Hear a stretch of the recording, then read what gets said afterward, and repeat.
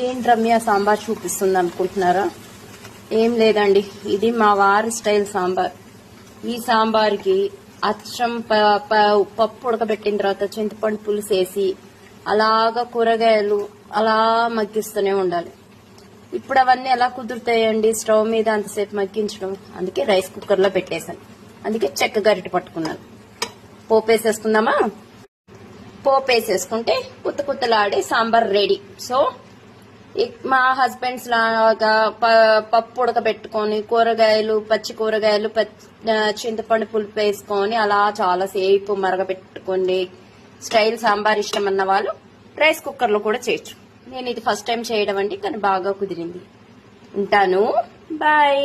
మీ ఇంట్లో స్పెషల్స్ ఏంటి? Sunday specials చెప్పండి. బాయ్.